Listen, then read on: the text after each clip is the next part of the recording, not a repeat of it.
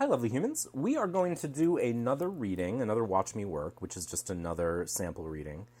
And I'm just picking a question from my list of weird questions. All right, let's do this one. Should I take the gig in Paris or just stay here? And what I'm going to do in this case is actually work with my version of the Celtic Cross, what I call the new Celtic Cross. I have a video about this, and someone just reminded me of it recently. And so I'm going to use the new Celtic Cross to do this spread. And I have to reference my notes. It's on my website under the Learning tab if you want to see it. And so the way that I revised the new Celtic Cross is well, let's just lay it out and do it. So what deck do I want to use for this? It's a big spread, so I'm just going to use this new edition of the Zerner Farber so that I can make my life easier. So should they take the question or the gig in Paris or just stay here? Now, with should questions, actually, this is not a great spread to use to a certain degree, because what I would really want to do with a real client is actually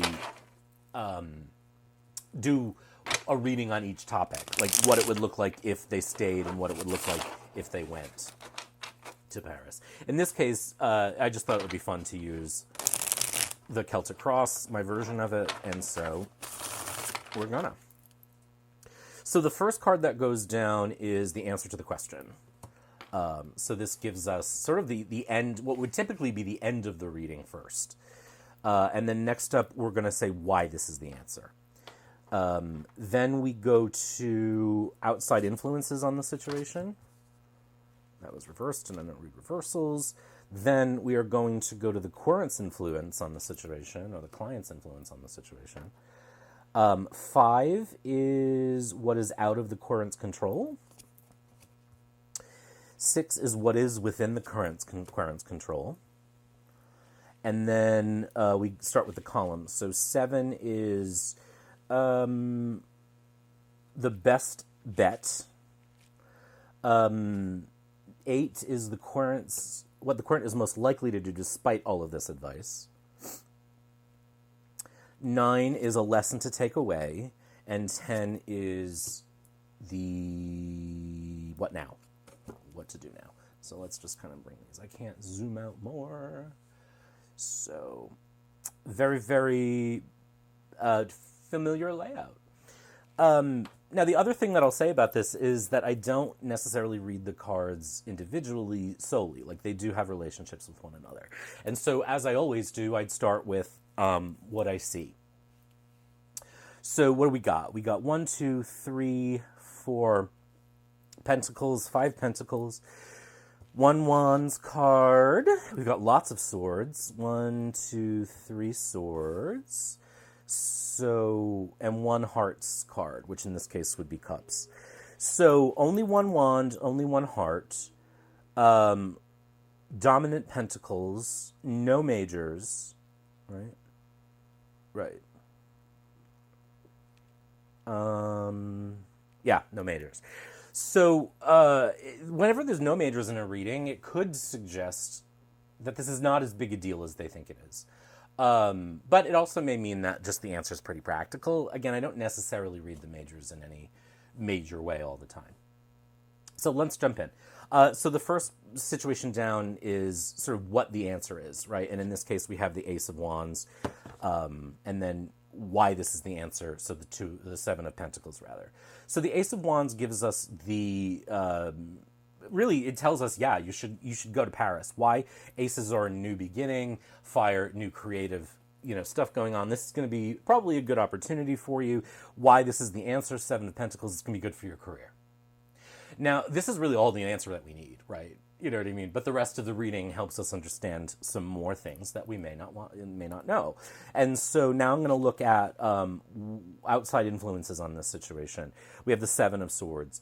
That's an interesting one because 7s are there's an interesting tension here. 7s are inward, but we're looking at outward influences on the situation. So in this case, I would have to say that something in this client's life is reconsidering their their value to the, like, my client has, maybe this is work related, like there's consideration about whether she's in the right spot right now. So if she doesn't take the job, she may end up finding herself sort of redundant, as they say in the UK, right? Like the Seven of Swords may be saying they're considering who they still need around, right? Introspective thinking, swords cut, so there may be some layoffs. For the client's influence on the situation, the Prince of Pentacles, perfect connection to the Seven of Pentacles here. Look, you're on a path anyway. You might as well go. You're going there anyway, so you might as well go. This actually gets us to the eight situation, which is the what the client's going to do anyway, and that's the Princess of Swords. But we'll come back there in a minute. So far we have a very strong yes. You should go to Paris. Next up are what's out of the querent's control. Now, that's not the same thing as outside influences. These are things that are happening in the world that are influencing their station or their situation in life, right? This is what they can't control. It may be the same, but it may be something else entirely. Here we have the Six of Pentacles. So this is, again, another interesting one. And you can see I'm like so used to working with multiple cards per spot in the reading that it's like I want more context. But so the Six of Pentacles in the outside influences gives me the sense that life is kind of pulling them in this way, her in this way. The sixes come along and they make you feel good. They're rebalancing, they're reharmonizing. And what's interesting is that the Five of Pentacles complements it on the other side. That's what's within the client's control. Life is actually making you go this way anyway. So you have to go. You have to do it. The Five of Pentacles is what's within the client's control. What's within the client's control. And leaving, shaking up life, that's what's in the client's control. So you can decide to shake up your life, or life's going to do it for you. One way or the other, you're moving. And the thing about choosing the moving to Paris is that you have autonomy in that. Otherwise, you may not, right? Not going may mean that you give away your autonomy. Because this combination here of outside influences and what's out of your control means that life is pulling you and it's maybe pushing you as well. Seven represents the best bet. Like, sort of knowing that, what's the best advice? It's the Eight of Swords.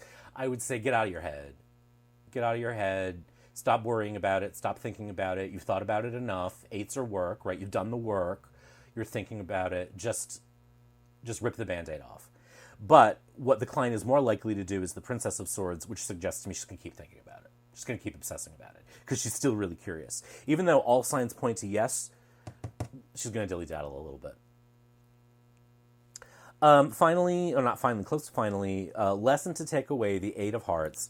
Look, life's a journey. You may feel like you don't want to leave, but life is taking you here, so you got to go on it. You got to go on the journey. And then what now? The Ace of Pentacles. What now? A new life. Just jump in. Just do it. So that is my version of the Celtic Cross, and that's actually a really quick reading for a fairly big spread. Sometimes the reading just tells you the answer right away. Like, here, yep, do it. This is it.